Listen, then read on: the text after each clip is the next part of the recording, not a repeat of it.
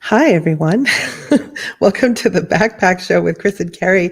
I am waiting for Chris because he's got a new computer and he's never opened StreamYard on it before. So when he gets here, we're going to have all kinds of fun.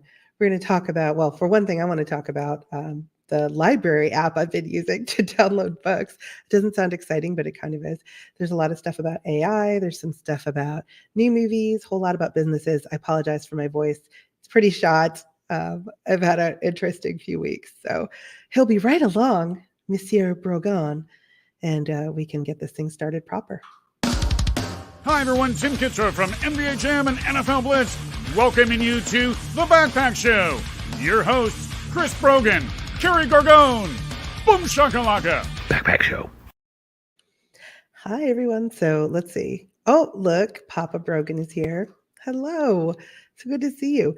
So as it happens, I was just getting excited about listening to audiobooks on the library app.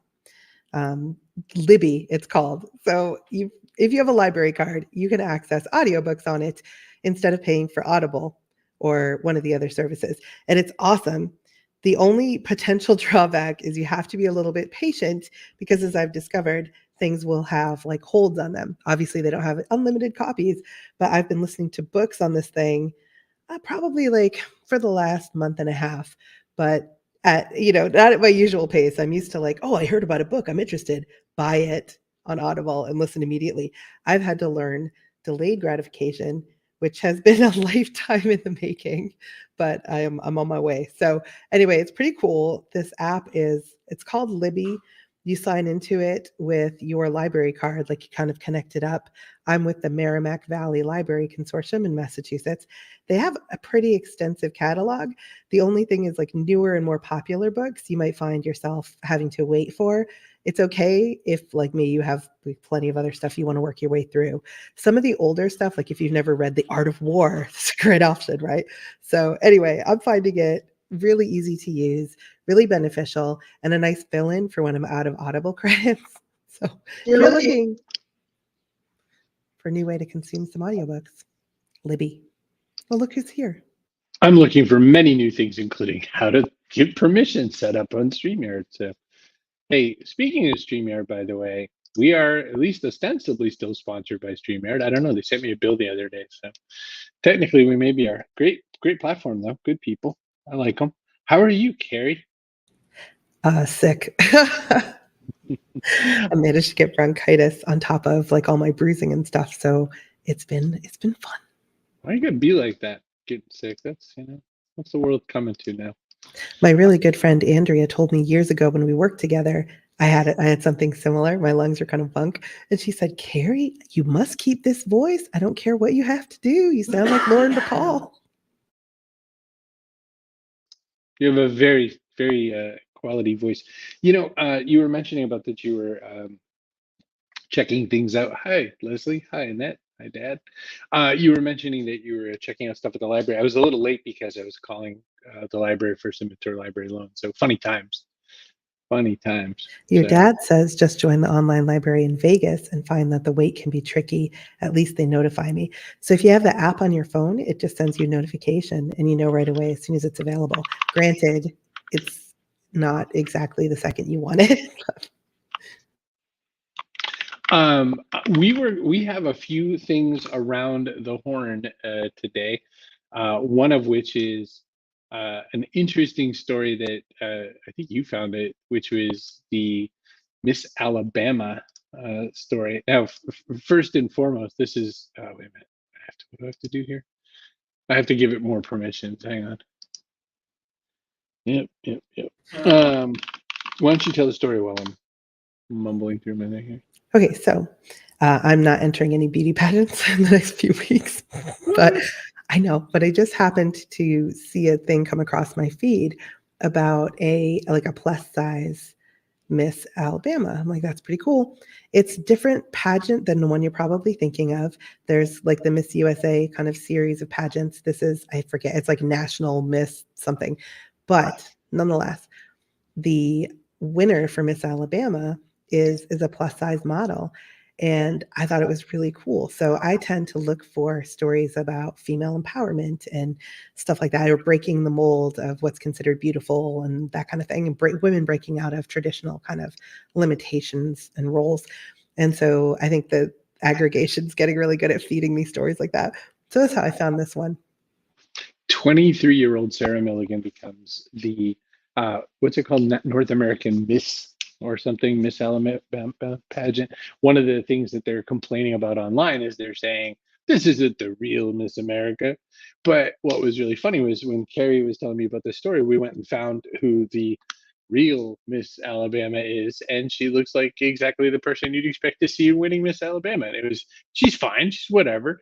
And not that beauty pageants are especially interesting in general, but this is a much more interesting story. Like, good for her. And by the way, what a smile. You know, I saw the little video of her like kind of walking across the stage to accept her award, and she just seemed like a very fun and interesting person to be around. So that was kind of my take from the story. Was, you know, it was great empowerment, but it's also like that person's more interesting to me. I don't know. I think it takes a lot of character to put yourself out there, knowing that society is going to respond with snarky jokes and other stuff. She's got so much substance to her. So I think that's what interested me in the story. Oh, so Carol thought we were going to be driving somewhere. I guess Yeah, that's reasonable. That's fair. a reasonable reason. Speaking of things winning and things taking all kinds of winning. Oh, hi, Angela, by the way. Haven't seen you around a minute. Where is it? I want to There's show an article in The Guardian about Miss Alabama. And so if you want the details kind of on the prize package she got and stuff, I think they're in there. Oh, yeah. So speaking of people winning awards and all that, I noticed that Dr. Pepper is now tied with Pepsi Cola for the #2 soda spot. And I found this fascinating. I found it super hilarious. Oh, I don't even know if I know how to zoom in on Stuff is gross, dude. Yeah, but you know, whatever. Some people dig soda. Dr. Pepper's #2. Look how close the marks are, though. So Pepsi is coming down to Dr. Pepper. Dr. Pepper is coming up. Sprite is right in there. You can kind of just see the little twitch of green in Sprite, and then Diet Coke just a little bit below it. It's just so bizarre, like that. There's such a massive tie for like the second favorite soda, but then look how far away Coke is from the rest of it. I didn't even know people were still loving soda pop. Yeah, I don't know. I thought a lot of people had moved away from it just in the interest of health. And now, because there's so many more options like hint water, vitamin water, different types of even fizzies, like even hard fizzies. If you want to get drunk off like fizzy water, you could do that. So many options. And Dr. Pepper also is gross. Another article I'd read was about tourism. It seems like worldwide, various countries are saying, I'm really sick of tourists. We'd like to keep them out of here.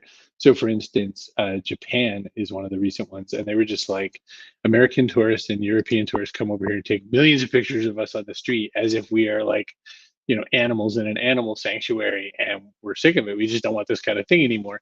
I find that fascinating.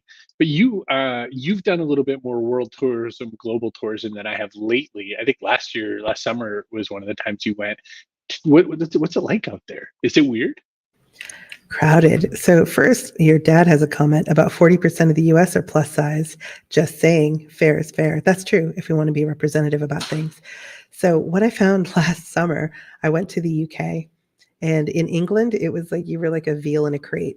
Literally, I went to the British Museum with my family, and we were like shoulder to shoulder, just packed into this building with folks. And the streets were like that. The shops were like that. I mean, it was pretty, you weren't getting any space. Dublin was a little bit better, still pretty crowded on the streets, but you didn't feel so quite so like hewn in. I did not get any negative vibes about tourists exactly. Like I didn't get the feeling people didn't want us there, but you were definitely, I mean, you were mostly surrounded by tourists. I think all the locals like left town for a month or more to wait to get out. So we were gone. I can say having traveled to Edinburgh in 2018 for a conference that you were actually at too, I don't remember it being nearly as crowded, and it was the height of the tourist season. So something has changed.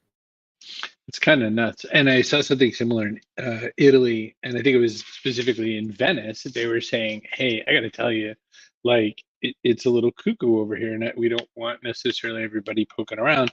And it's just fascinating to me. I've just made a mistake. It's fascinating to me that there's just suddenly this kind of global pushback on people showing up and being tourists, and I find that kind of nuts. I I think it's actually I think good. being a tourist has changed fundamentally from what it used to be. You used to go stay at a place, eat at some local restaurants. Maybe you took some pictures on your camera, but it wasn't all you did. Now every part of someone's vacation has to be live streamed for some people, for a lot of people. So it's like disruptive. Like they'll sort of stop in the middle of the sidewalk where everyone's trying to get back and forth and take, a video or something like that. They'll at a restaurant be pretty disruptive about the angle they want. They'll go stand in like a window right next to someone who's eating to get the view behind them. I think it's more a question of consideration and how many people are doing things like that. I think you're on it. I think you are. I think it's such a different experience to just show up someplace and kind of enjoy it and appreciate it and come back with memories of it. But you're right. I mean, I've been watching.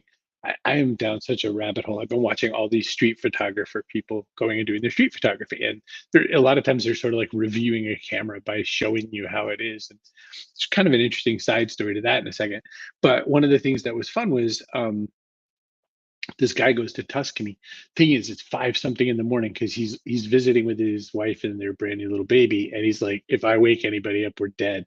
So he like was whispering through the thing, but it's 5 or 6 in the morning.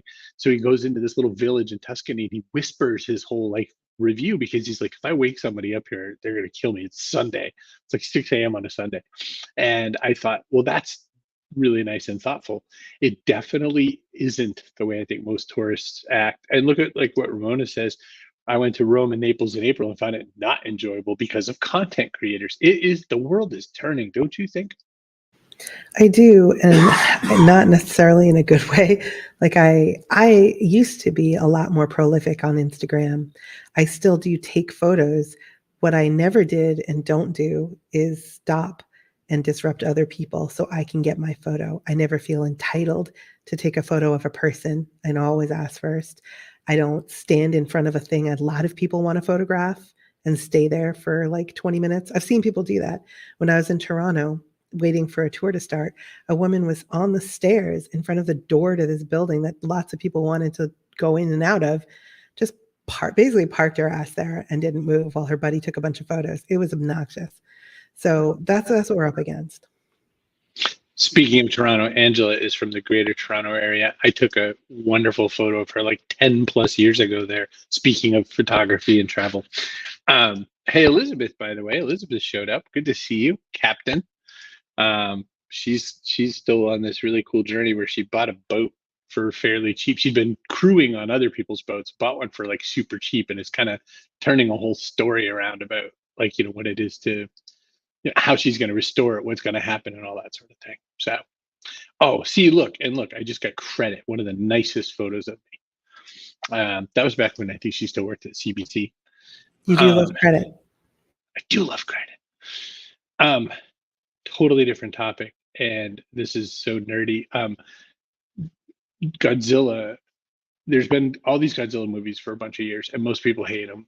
They're like big summer blockbustery kind of movies. The most recent one was Godzilla X Kong, and it's because Godzilla and Kong are like teammates in this movie. It's like a buddy movie with dinosaurs and monsters, and people are like, and they're just sort of bored of them. Well, the people who make Godzilla, who have since the 1950s, put out a movie called Godzilla Minus Zero, and it blew everyone away. It cost like, I don't know, $7 million to make. It just finally got released on streaming. And if you haven't seen it, it's Godzilla Minus Zero. Type it out, the words. It is the best, like straightforward, you know exactly what you're getting into movie that you want to know how it ends. And it's just beautiful. I think I forced your people to see it as well. Is that true? It is true. You told me the day that it was out, and so I let everybody know back at my house, and we all watched it. It was good. I liked it. I did think it was like a little bit long, but I was there. I was interested the whole time. I also was just like, damn, this movie is long. Everybody loved it though. I lied. It's Godzilla Minus One. I said Godzilla Minus Zero because I'm just, silly. But I'll show you just a tiny bit of the trailer too, because I think it's worth seeing. You're gonna get copyrighted. No sound, so they're gonna not even hardly notice me. So it's really interesting. Now, there's two interesting things to this story. Is that first off, for such low budget, this thing made tons of money. Lots of people care. Everyone's excited about it. It's well received. Simon Pegg went out and said, this is the kind of movie you need to see. This is in the hands of people who had, they're telling the story of they've just gotten through World War II. They've just survived Hiroshima and Nagasaki, and so there's like a lot more heart and soul in this one compared to the way the West has been talking about Godzilla, which is like really cool, light up, glowy monster.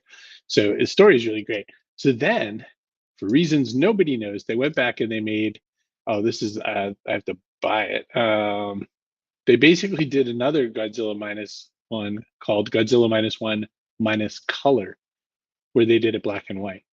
And what's kind of fun about that is that it's a fairly modern movie that looks like an old timey Japanese movie, and it's really cool. But that gives me a transition into this, which is that one of the most famous movies, Akira Kurosawa's The Seventh Samurai, which is like almost every other Quentin Tarantino movie basically has a scene ripped off from this movie. They went back and made a 4K release of it this year as I think the 50th anniversary or something like that. And so you can watch a really nicely restored 4K version of The Seventh Samurai now, which is just nuts. Now, nobody watching this is like a big Akira Kurosawa fan, I don't think. But let me just tell you that if you've never seen this movie, when you watch it, you're going to go, hey, and recognize crap tons of other movies that you've seen. Yep, that's the thing. I think about this sometimes, how many pop culture references were lost on our generation watching, say, Looney Tunes, how many more were lost by the time our kids started watching stuff, how many jokes nobody's going to get, or how many references people are going to just lose. Totally with you on this. I think that there's a whole bunch of things that we miss in reference. I think there's reference on top of reference that we're not going to get. I also find, and I don't know if this is true of your kids, our kids are all similar ages. My kids know certain subject or certain content details without having actually seen the thing. Like they know the meme version of it such that they can talk as if they've seen it, but they haven't seen the original thing. I think we're like getting, I don't know, abstraction layers from the real content sometimes these days. Yeah, I think that's true. I also think that unlike our generation where there were like global content phenomena that people like everybody knew a certain thing, that's not true anymore. Everybody's got their little rabbit holes they can go down in on YouTube and other places, Discord, Twitch, whatever. And so they don't all have a common frame of reference anymore. Very few things kind of cross every, I want to say silo, but you know what I mean. I pushed the mute button so I couldn't comment for a second. Another thing, Dad's saying Godzilla minus one was very well done. They shared about what happened to the Japanese people who were mistreated by their own government, and enough spoiler clues. Amazing effects at such a low budget. He's totally right. Wasn't there a Godzilla movie with like Matthew Broderick? 2000 or 2001, something like that. There was a Matthew Broderick one. There was a massive amount of like merchandising tie-ins for it. Doritos, Mountain Dew, McDonald's, etc. It was K Terrible. So Elizabeth mentioned that she's been listening to books on Spotify Premium. I have done that also. I've also been listening to the Audible original productions, which are really well produced and tend to feature actors and actresses whose voices you would know. Let's see. Oh, Ramona. Hey, the cocktail bohemian. My teenagers are into nostalgic music, but it's hard to get them to enjoy any long form creative mediums from the past. Oh my gosh. Or any well, I can't say no long forms at all because my youngest took me down this rabbit hole yesterday and the night before watching a 45-minute YouTube video about a rolling giant statue in an abandoned mall. There is what's crazy about that. So yes, so they will not watch 1.5 hour, 2 hour movie. It's completely verboten to do that. But then, for instance, Jenny Nicholson has a 4-hour video review. I'm getting ready to pop a little screen of it up here. A 4-hour video review of the Star Wars Hotel. And 4 hours. This thing is everywhere on the internet. All kinds of people are talking about it. She has, let's see, 7.3 million views. The New York Times just covered this today. The New York Times said, "Oh, you should totally watch Jenny Nicholson's video. It's worth it." 4 hours about a hotel and why it failed. And that's the thing. Like, people aren't into TikTok content. People are not into super small, short content. People are into whatever they want to deep dive into. And this is one example. I looked up Ramona while you were doing that. It's the Bourbon Bohemian. We had Ramona on the show a while ago, and she does custom cocktail recipes, and we'll send them out to you along with the supplies to do them. It's pretty cool, especially if you're having an event or something like that. You can do a custom cocktail. So you can look Ramona up on Facebook, the Bourbon Bohemian. Carol points out we were just talking audiobooks, so we're kind of going back and forth on topics, and I'm going to go back into audiobooks myself. We were talking about audiobooks and how she likes when a big cast gets brought on. I totally agree. So one of my favorite ones ever was World War Z, the full cast. That is an incredible one, covering the book. And then it's utterly different than the movie. So if you've seen the World War Z movie, the two things those have in common are the title and there happen to be zombies. That's about it. And the other one, you do not have to be a massive fan of it, but like one of the best audiobooks I ever listened to was the Beastie Boys book. And it's like 30 plus people reading the various chapters. It is fascinating. You learn a ton about the Beasties, but you also like go, "Hey, I like those people." I read those both, and I prefer World War Z, but I think only because I'm more interested in horror as a genre than like behind the scenes music type stuff. Although I will say I watched the hell out of Behind the Music on VH1. I would even watch it when I'd already seen it. I don't know what the hell it was about that show. Yeah, Behind the Music, and I also used to love Where Are They Now? One of my favorite stories about an experience like that was, I was dating my ex-wife at the time. We were like boyfriend, girlfriend in my little place in Lowell. And I had the old Boston Phoenix, which doesn't even exist anymore, but it was just like a paper newspaper. You could get it for free out of like a bin. And I'm flipping through the Boston Phoenix for nothing interesting. Where Are They Now is covering, of all people, Vanilla Ice. And I'm like, why are we even watching this? And I'm just like flicking the pages in the paper, and it goes, "Coming up next," and it's like, it's like really heavy, like corn sounding music. And I was like, Vanilla Ice, really? And I was like, what he's doing now? And I was like, wow, this is interesting. Where are they now? And so as they're saying this, I turn the page in the Phoenix, and it's big giant poster, Vanilla Ice, playing tonight at the Middle East at such and such. And I looked, and it was the day's date. And I went, holy shit, let's get in the car. We get in the car, we drive down to Cambridge, we go to see Vanilla Ice. It is packed. Like, there is not a, you know, I can't move kind of a venue. And he hasn't come out on stage yet. No one started yet. It's kind of dark. And the audience is like clowning him. The audience is like, "Go Ninja, go Ninja, go," and making fun of him.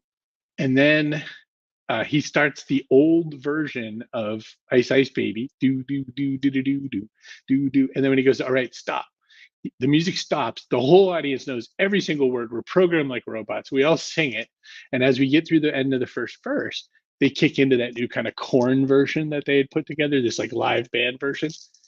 The audience lost their minds. People were going to die. It was like pandemonium, crazy bouncing around. And it was like the best TV to real life thing that ever happened in my life. Okay, I'll shut up. Lisa, that's pretty amazing. I want to say that I caught up with what different celebrities were doing, not from a show like that, but from Celebrity Fit Club.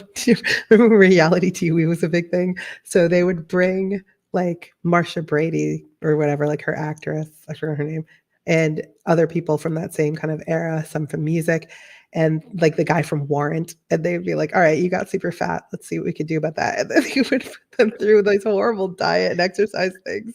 And in the course of that, you would hear what they had been up to. Oh my gosh. I didn't even, Elizabeth, going to have to watch Godzilla movie. Missed that one. Made Chris blush with Tune in Tokyo. um, she also was mentioning that Arnold Schwarzenegger's book Be Useful. I cannot not hear Arnold Schwarzenegger without hearing Bill Hader's storyline about Arnold Schwarzenegger, where Bill was a PA on the set, one of those dudes that like runs around to find out, where, he's like a gopher on the set. And Arnold was looking for his assistant and his hair and makeup guy or whatever. He said, "Where are they? Where are they? Use your leadership skills. Find them." And Bill Hader, like, he killed me. I was like, that's the funniest thing I've ever heard. Do you remember Demolition Man? There's a scene in the car, Sylvester Stallone and Sandra Bullock, and she says something about, "Oh, this is set in the future. Oh, that's by the Schwarzenegger Presidential Library," and he's like, "The what?" And in the movie, there's been like a constitutional amendment passed so that someone who is not born a citizen can become president, and he in fact had done it. And I was like, wow, did that seem far-fetched at the time? I think you're onto something. Dean adds in, "Get to the chopper." Carol, great Arnold, thank you. All you have to do is sound somewhat drunk. Good now, get to the chopper. He talks, the Arnold documentary on Netflix is so worth it. It's like a small mini series. It is so worth it. He talks all the way about how everyone wanted him to change his name, and he was like, "No, I saw my name spelled out all the way." And he was just like, he had all these great, like, they wanted him to have voice coaches. He goes, "I did some voice coaches, but you'd never know." He's 60 something. He's heading towards 70 and still sounds just like it. Hey, it's Michael. Good to see you. What was, we're doing audiobooks, but Ramona also said there's a little controversy now surrounding the Tommy Adeyemi, I hope I didn't wreck that, Tomi Adeyemi series, because of a change in voice actors. So I'm kind of interested to hear what that's about. But it's actually interesting too, because my dad said earlier, and I don't know to what he was referring, but he said, speaking of AI, even though there's a lot of celebrity voice actors out there doing audio and stuff like that, the other thing, AI voice acting. Audible has millions of books now that are voiced by AI, which just makes it easier to bring them to their platform, even though there's not a human.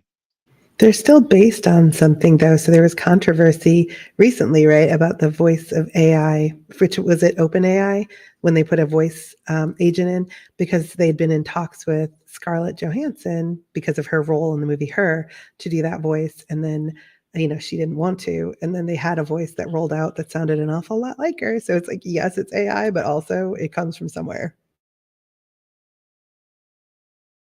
I think that we're going to bounce into a bunch of those in the next little while. I think we're going to see, I think we're going to see unfounded scenarios like that too, and then some slightly founded ones. If you get someone with an Austrian accent, all of a sudden you don't think Schwarzenegger is going to be like, that sounds like me. It's reasonable to think that we're going to see a few sound alike concerns in this world. About audiobooks, I was going to point out too that the one I'm listening to, well, I tend to have a bunch going at once, which is ridiculous. Super Communicators, Charles Duhigg. It is one of the best books I've read in a long, long, long time. Super Communicators, because the fact that it sort of sums up some really interesting and useful stuff that you can make use of right away. And I think that that's what makes it a valuable book to me, is like, once you go through it, you come out the other end and go, oh, I know things I could do that are helpful. I just wanted to jump back for a second while you were talking about AI voices and stuff. Luis Garcia with Pete Learning gave us a demo of how you can use AI to build courses like stupid fast. So you give it your topic, it will outline it for you. You'll say, yes, go with that. It'll build slides, like it'll build lessons into slides. They're not going to look super, but it gives you a really good starting point. But it can do narration. And this was my point. It could take your voice, samples of it, more or less, depending what you have. You have, millions of hours of podcasts. I'm sure it could do an amazing job. And it can narrate the course script for you in your voice. So anyway, Pete Learning is worth looking up if you're in the course creation business. Yeah, and it's pretty. The demos are pretty good. Like, they sound pretty darn good. Just for my dad. Okay. And yeah, Super Communicators is a really swell book. I looked it up in Libby, in the library audio book app. Is that what that thing's called? Libby? That's the name. The three biggest premises of super communicators is there are three basic kind of conversations. One's called practical, one's called emotional, and one's called social. So in a practical conversation, the question is sort of like, what is this really about? The emotional conversation is how do we feel? And the social communication one is who are we? So it's really interesting because one of the things he points out is that if you're not even aligned on what kind of conversation you're having with someone, then you're going to likely communicate the wrong parts of the detail. So it's been immediately instructive to me. It has added a few different kinds of questions I can ask, and it also taught me some different ways to evaluate. For instance, when I'm doing job interview things with people now, when people are coming in to try to work with us, I have new ways I evaluate them based on some of the stuff I've read in the book. So one of the downsides of the library app is that you have a lot of other people competing for a small amount of copies. So Super Communicators has a 21-week wait, which is a bummer. What I would be willing to do if this was possible is buy them a new copy so I can listen to it right the heck now, and then also like donate to the library. So if you're listening, Libby, let's get that functionality going. Speaking of if you're listening, everyone's talked about it for a million years that there's I feel like my phone's listening to me. Do you know that they finally basically said, yep, no, we absolutely are totally listening to you. Oh, I know. I had a conversation when my kid was going through transgender, and I was like, "Gosh, I wish there was like a Charles Xavier School for gifted youth, but like for kids going through the transitioning period, it's really really hard." And I thought that'd be awesome. So all of a sudden, but there wasn't one, obviously, and all of a sudden, I start getting these really like custom ads for, "Hey, do you want to start a school? Do you want to open a school?" And I did not search for that anywhere. I did not do it. It was just a conversation with my phone nearby. So Ramona was saying that the holds on the library are just ridiculous. And yeah, I mean, think about library systems, right? Like if you want to think through like another organization who gets nearly no funding, libraries are struggling to even figure out what they are and how they represent and who they represent. And it's really interesting to me just to sort of see who goes there, what they're going there for. The fact you can rent tools and stuff like that. You can rent a barbecue at your library, at least my library. So it's getting crazy to me, just sort of like what those worlds are about. Well, then computers and internet access too. I mean, libraries have always been a way for people without resources of their own to come and learn, to come and further their education, to apply for jobs, basically to get access to information and knowledge. And so they're very democratizing, which makes sense why they're under so much pressure now. Isn't that the truth, right? Like, because a library is a place where you can go and get education for free. And in a world that doesn't want you to know things, that's one of those places where you target. And almost nobody fights back on that one, right? Like when budgets for local areas are being dispensed, no one goes, God, we got to throw a few more bucks at the old library. No, they throw it at police forces and stuff, which are reasonable because, you know, getting a chance to learn how to, start a trade would be far less important than getting a few miscreants off a lawn here or there. When I'm rich, I'll donate big bucks to the library. I love a library, me. That's my secret fantasy job. Oh yeah, we were talking about that the other day. Casey Neistat's brother Van said that we all have fantasy jobs, which is like when we're mad at the job we actually have, or we're just like sitting around kind of daydreaming. We have a fantasy job that we want to have. And you said yours was librarian, right? Yes, I can't imagine not wanting to be a librarian because I love books so much. His were he had two. One was he wanted to be a Toyota Land Cruiser repairman, and then the other was that he just wanted to be like a house repairman or something like that. And so either way, I thought it was interesting. Um, I feel like I had an answer to this. Well, I have answers of some things I might actually want to do in the future. I don't know if they're my actual fantasy job. It's a good question. I don't know if I have a fantasy job. I'm curious what other people have. I'm gonna lose my actual job if we don't wrap this up soon. Oh, we got to go. I don't know who LinkedIn user is, but you already have a fantasy job. Carol wants to be an architect, a real life belle, just sit there and read. Astronaut, yeah, just down to Houston, down the road from where you are, you can jump on one.